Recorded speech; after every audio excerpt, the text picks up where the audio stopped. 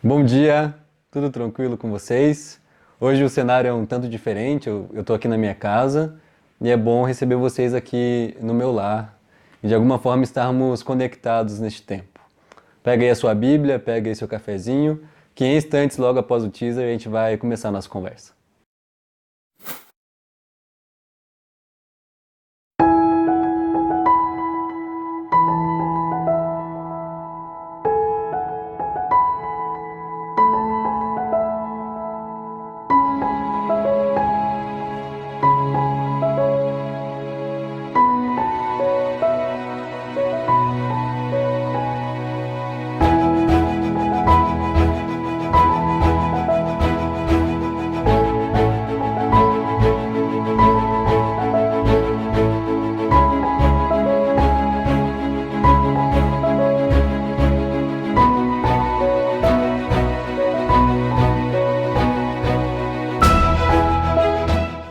Nós estamos conversando nos domingos pela manhã, às 9h30, sobre as parábolas de Jesus. E como nós temos afirmado, parábolas eram histórias que Jesus contava, que estavam recheadas de elemento do cotidiano das pessoas que ouviam Jesus. E como homem-deus, ele tinha uma capacidade que ninguém mais tinha. Ele era capaz de, com uma simples história, conectar o nosso cotidiano, conectar o nosso dia a dia com as realidades celestiais, com a realidade dos céus. Prova disso é quando Jesus ele compara, por exemplo, o reino dos céus, a perfeição do reino dos céus, com um grão de mostarda, que era um elemento muito comum da cultura judaica. Ele tinha essa capacidade de maneira muito simples nos conectar com as coisas celestiais. E hoje eu quero conversar com você sobre uma dessas histórias que Jesus contou. E nós vamos dividir esse tema que Jesus trabalha em duas partes, então que serão trabalhadas em 2 domingos. Então hoje nós vamos conversar sobre o texto que está lá em Lucas, capítulo 11, versículos de 5 a 8. No próximo domingo a gente vai seguir aí a partir dos versículos 9 ao 13. Mas pega aí sua Bíblia, pega aí seu cafezinho, abre no texto de Lucas, capítulo 11, e nós vamos ler juntos neste momento, beleza? E o texto diz assim: Então Jesus lhes disse: Suponham que um de vocês tenha um amigo e que recorra a ele à meia-noite e diga: Amigo, me empresta 3 pães, porque um outro amigo meu chegou de viagem e não tenho nada para lhe oferecer. E o que estiver dentro, responda: Não me incomode. A porta já está fechada e eu e os meus filhos já estamos deitados. Não posso me levantar e não posso te dar o que você me pede. Eu lhes digo, embora ele não se levante para dar-lhe o pão por ser seu amigo, por causa da importunação, se levantará e lhe dará tudo o que precisar. E uma das coisas que nos ajudam muito a entender uma parábola, a entender uma história, é identificar para quem Jesus está falando, para quem Jesus está contando essa história, e também tentar entender a motivação de Jesus contar essa história.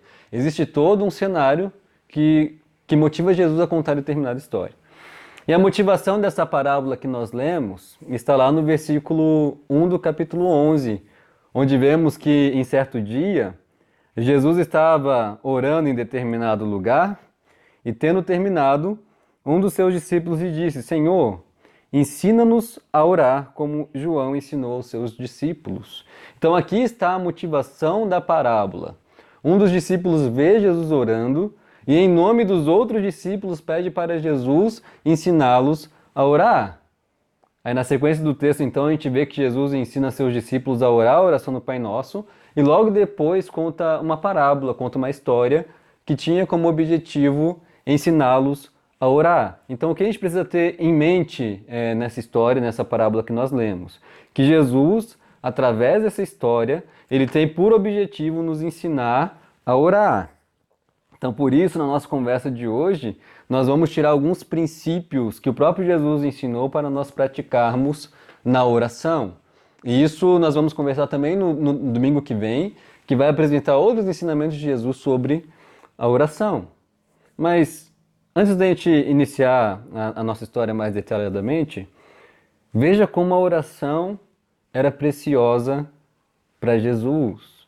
O próprio Jesus tirava tempo para orar, tirava tempo para estar em intimidade com o Pai, e isso admirava os seus discípulos a ponto de eles pedirem: Senhor, ensina-nos a orar. Então, se a oração era preciosa para Jesus, ela também deve ser preciosa para nós que somos seus discípulos. Mas vamos para a nossa história, então. Existe um outro aspecto muito importante na interpretação de uma parábola, que é conhecer um pouco da cultura dos ouvintes da época. E por que isso é importante? Porque imagine, nós somos brasileiros, no século XXI, nós estamos numa cultura ocidental, diante de um texto que foi escrito há 2000 anos para pessoas de um tempo e uma cultura completamente diferente da nossa cultura.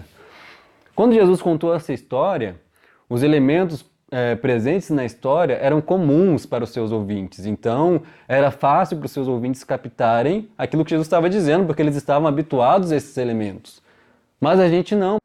Nossa cultura é diferente, os nossos hábitos são completamente diferentes de pessoas que viveram 2000 anos atrás e que estavam numa cultura completamente diferente da nossa, uma cultura judaica oriental.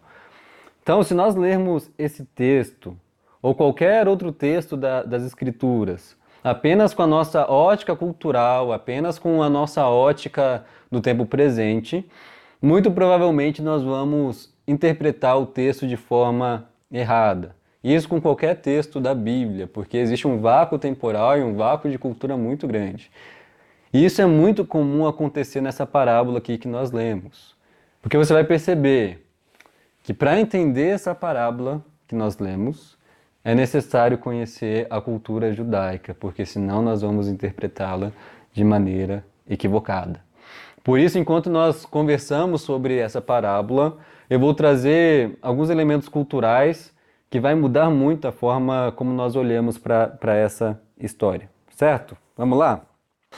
Os versículos 5 a 7 é como se Jesus estivesse fazendo uma pergunta óbvia para os seus discípulos. E Jesus se utiliza muito desses recursos para levar os seus ouvintes, para levar aqueles que ouviam a sua história, a chegar a uma conclusão óbvia a respeito daquilo que ele estava dizendo. Por exemplo, Lucas capítulo 14, versículo 5, diz assim: Se um de vocês tiver um filho ou um boi, e este cair num poço no dia de sábado, não irá tirá-lo imediatamente? Qual que é a resposta óbvia que Jesus esperava dos seus ouvintes? Sim, nós tiraríamos o nosso filho, nós tiraríamos o nosso boi imediatamente, mesmo em dia de sábado, que é o dia que nós não fazemos nada. Jesus tem a mesma intenção aqui nessa parábola. Embora a nossa tradução ela não venha em forma de pergunta, existe toda uma lógica na língua original, que eu não vou ter tempo de trabalhar detalhadamente aqui com vocês, que explica e justifica que aqui caberia muito bem essa pergunta retórica de Jesus.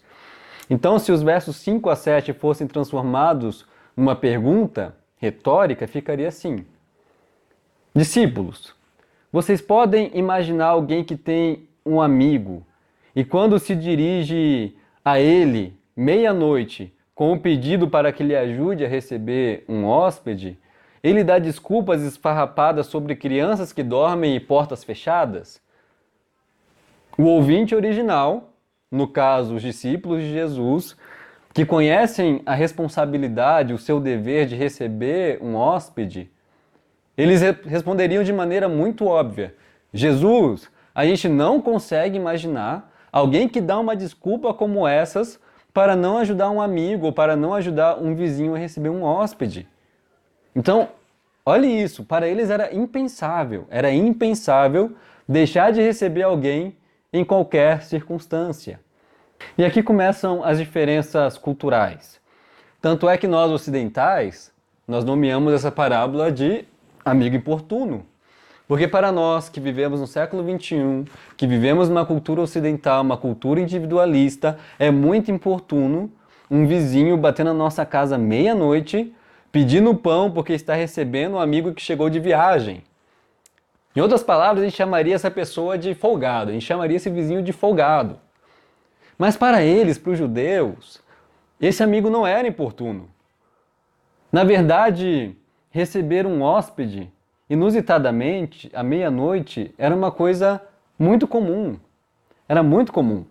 Naquela época, por exemplo, era comum viajar à noite por causa do calor, visto que aquelas regiões eram desérticas e à noite era um pouco mais fresco e um pouco mais confortável de se fazer as viagens. Por isso era muito comum a chegada inusitada de hóspedes à meia-noite. Hoje nós temos hotéis. Se alguma pessoa chegar tarde, ela se dirige a um hotel e paga a sua hospedagem. Mas naquela época, na cultura oriental, era um dever hospedar alguém. Era um dever, era uma obrigação acolher alguém que chegava de viagem numa aldeia ou numa vizinhança. E aquele que hospedava o viajante, ele tinha o dever de colocar comida para o hóspede, mesmo se ele estivesse com fome ou não estivesse com fome. Então, os 3 pães que o hospedeiro pede para o seu vizinho era o equivalente à refeição de uma pessoa. Mas veja que loucura! Este hospedeiro, ele fala que não tem o suficiente para receber o viajante que chegou até a sua casa. Mas a sua cultura, ele não tinha o suficiente para receber o viajante com dignidade. Porque quando o viajante chegava, ele tinha que oferecer o melhor. O hospedeiro pede 3 pães para o seu vizinho porque ele não tem como oferecer o melhor que ele pode oferecer e por isso ele vai até o seu vizinho para receber o seu hóspede com a maior dignidade possível. Mas veja outro aspecto interessante. Quando o hospedeiro se dirige para o seu vizinho, esse vizinho ele tinha o dever de dar os 3 pães. Porque não era o dever do indivíduo acolher um viajante bem, não. Mas era o dever da comunidade acolher aquele que chegava de outra cidade ou de outra região. A gente não entende isso porque a nossa cultura ela é muito individualista. Mas isso era tão sério que na história de Sodoma e Gomorra, por exemplo, essas cidades foram destruídas porque eles não acolheram bem os hóspedes de Ló. Essa cidade foi digna de destruição porque não acolheu bem um viajante ou pessoas ou estrangeiros que vieram de fora. Então, por causa disso, por causa desse senso de dever, o hospedeiro tinha plena confiança de que o seu vizinho lhe daria aquilo que ele estava pedindo, porque era o dever da comunidade acolher o viajante. E isso muda completamente o sentido do versículo 8, onde Jesus diz o seguinte: embora ele não se levante, ou seja, o vizinho não se levante para dar-lhe o pão por ser seu amigo, por causa da importunação, se levantará e lhe dará tudo o que precisar. A ideia que esse versículo passa quando nós lemos é que parece que o hospedeiro ele fica insistindo constantemente para o seu vizinho lhe dar os 3 pães. A ideia que a gente tem em mente quando a gente lê essa palavra importunação é que esse vizinho fica batendo na porta, fica batendo na porta até esse vizinho ficar de saco cheio e atender o pedido daquele que estava hospedando o viajante. Mas, na verdade, à luz da cultura, à luz do contexto que nós conversamos, ele não precisava insistir, porque era dever da comunidade acolher o viajante. E o hospedeiro sabia disso, e o vizinho também sabia disso. Então, o problema aqui está na interpretação dessa palavra importunação. Eu estou batendo bastante nessa tecla porque se a gente não entender isso, a gente não vai entender o sentido dessa parábola, tá? E essa palavra importunação, na verdade, é uma palavra que em todo o Novo Testamento só aparece aqui. E ela não tem uma tradução clara para o português. Ela é traduzida normalmente como vergonha ou senso de vergonha. Então, o que Jesus está querendo dizer com isso? Que esse vizinho, ele vai dar o pão, mesmo sem gostar do hospedeiro, porque ele fala, ele não se levanta por ser amigo do hospedeiro, mas ele vai se levantar e vai dar o pão para o hospedeiro por causa do senso de vergonha, para evitar escândalo. Como assim? Se esse vizinho, por exemplo, se recusasse a dar algo tão barato e simples como o pão, o hospedeiro ele falaria mal do seu vizinho e ao amanhecer toda a vizinhança, toda a aldeia saberia do ocorrido e ele seria envergonhado diante de toda a comunidade por não ter cumprido o seu dever. Por isso, mesmo não sendo amigo do hospedeiro, mesmo não gostando do hospedeiro, por amor à sua credibilidade, ele levantaria e daria tudo o que o hospedeiro precisava para servir bem ao seu hóspede. Por amor à sua reputação diante da comunidade, ele se levantaria para dar tudo o que o hospedeiro precisava. Então, o que Jesus queria dizer para os seus discípulos, ensinar para os seus discípulos, e que serve também hoje para nós, que também somos os seus discípulos. Duas coisas Jesus queria ensinar. E lembrando que ele queria ensinar a gente a como orar, ele está ensinando os seus discípulos a orar. Então, duas coisas. A primeira delas, Jesus está ensinando os seus discípulos para quem nós oramos, ou para quem os discípulos de Jesus oram. E a aplicação para os discípulos daquela época seria o seguinte: a ideia de Jesus é que a gente se identifique com aquele hospedeiro, com alguém que está recebendo um viajante e que está se dirigindo até o vizinho para pedir o pão. Então a aplicação seria mais ou menos a seguinte: quando você se dirige a um vizinho desse tipo, tudo está contra você. É de noite, ele está dormindo, a porta está fechada, os seus filhos estão dormindo. Além de tudo, esse vizinho, ele não gosta de você, esse vizinho te odeia, mas mesmo assim, você vai receber tudo o que você precisa, porque o seu vizinho é um homem íntegro e vai cumprir o seu dever para com a comunidade. E agora pense, a conclusão que Jesus chega é a seguinte: o Deus para quem vocês oram é muito mais íntegro do que esse vizinho. E ele compromete a sua própria honra, que é perfeita e que não muda, para atender vocês e para dar a vocês tudo o que vocês precisam. E ainda mais, diferente do vizinho que odeia vocês, esse Deus ama vocês. Esse Deus nos ama. E a maior prova de que Ele está compromissado conosco, a maior prova que Ele ouve e atende nossas orações e atende nossas necessidades e nos dá tudo aquilo que nós precisamos, está escancarada na cruz de Cristo. Entenda isso, Ele está tão envolvido com a gente, Ele está tão envolvido com você, que Ele entregou o seu Filho para ser morto, porque nós escolhemos viver longe dEle. Mas Ele nos atrai de volta para si amorosamente. Então, se Ele nos amou tanto a ponto de entregar o seu Filho, certamente, entenda isso, certamente Ele vai atender a nossa oração e nos considerar aquilo que nós precisamos. É para esse Deus que nós oramos, o Deus que é Pai do Senhor Jesus Cristo, que foi até o fim e nos amou. E se Ele nos amou dessa forma, você pode ter a plena certeza de que Ele vai conceder tudo aquilo que você precisa. É para esse Deus que nós oramos, é desse Deus que Jesus está dizendo. Mas Jesus também está ensinando os seus discípulos com essa parábola sobre como nós oramos. Ele está ensinando para quem nós oramos, mas também está ensinando como nós oramos.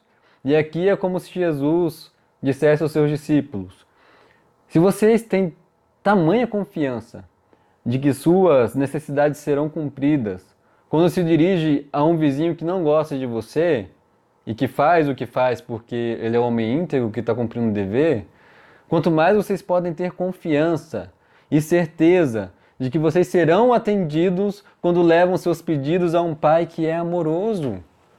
Então perceba, esse hospedeiro tinha plena confiança de que o vizinho ia atender às suas necessidades por causa do seu dever para a comunidade, mesmo que o vizinho não gostasse dele. Jesus está dizendo: agora imagine, vocês estão se dirigindo a um Deus que é um Pai amoroso, certamente vocês podem confiar que Ele vai conceder tudo aquilo que vocês precisam, Ele vai atender a oração de vocês. Discípulos de Jesus oram com confiança, e oram com confiança porque conhecem o Pai. Então, discípulos de Jesus, eles oram com confiança. E como diz a escritora Jeanne Guyon em seu livro Experimentando as Profundezas de Cristo, e eu recomendo muitíssimo esse livro para quem tem o interesse de aprender a orar, para quem tem o interesse de se aprofundar no relacionamento de intimidade com Deus, ela diz o seguinte: orar com com o coração confiante é mais importante do que qualquer outra coisa que tenha a ver com a oração. Orar com o coração confiante é mais importante do que qualquer outra coisa que tenha a ver com a oração. É essa confiança de um filho para com seu pai, que tem a plena certeza de que seu pai vai atender e vai suprir as suas necessidades. Nós precisamos orar com confiança. Como nós oramos? Jesus está dizendo, discípulos que são meus discípulos oram com confiança. Como igreja, nós estamos orando todos os dias juntos às 6 horas da manhã e às 19 horas. E uma das coisas que você precisa aprender ou se lembrar quando você ora é para quem você ora. Nós oramos para um Deus perfeito, que se compromete com a sua própria honra para atender os nossos pedidos. E Ele é um Deus que não muda, então se Ele se comprometeu em nos atender, em nos ouvir, certamente Ele vai fazer. Ele se compromete com as nossas necessidades. É para esse Deus que nós oramos. E quando você for orar, lembre-se, ore com confiança. Nós confiamos constantemente em homens maus. Quanto mais nós devemos confiar em Deus e que Ele certamente vai nos conceder, não o que queremos, mas Ele vai nos conceder tudo aquilo que nós precisamos. E não existe nada mais consolador em tempos como estes do que um Deus que, em meio a esse caos que nós estamos vivendo, Ele se compromete com as nossas necessidades e que certamente vai suprir e vai atender neste tempo tudo aquilo que nós precisamos. Nós podemos descansar em confiança nele, sabendo que Ele está comprometido e que Ele vai cuidar de nós num tempo tão tenebroso como este. E eu queria orar com você neste tempo. Já que nós estamos falando de oração, vamos lembrar disso. Vamos orar para este Deus que se compromete com a gente e vamos orar com confiança. Você pode fazer isso aí na sua casa? Fechar os seus olhos? Eu gostaria de orar com você. Vamos orar juntos? Pai, como é bom poder estarmos juntos, Senhor.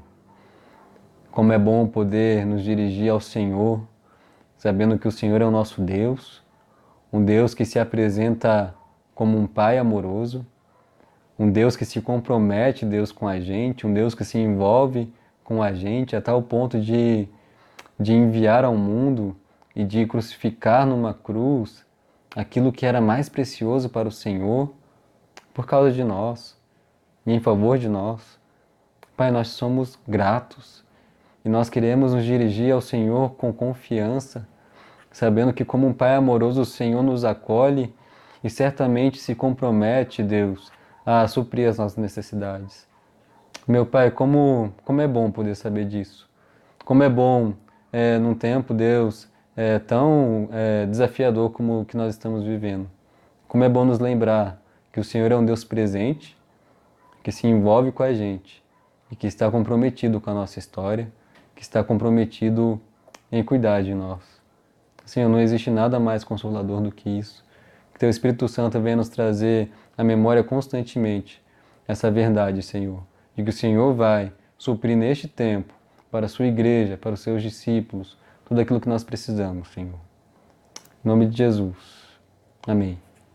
Gente, foi muito bom estar com vocês. Desejo a vocês um ótimo domingo e quero muito que nos vejamos em breve. Deus te abençoe.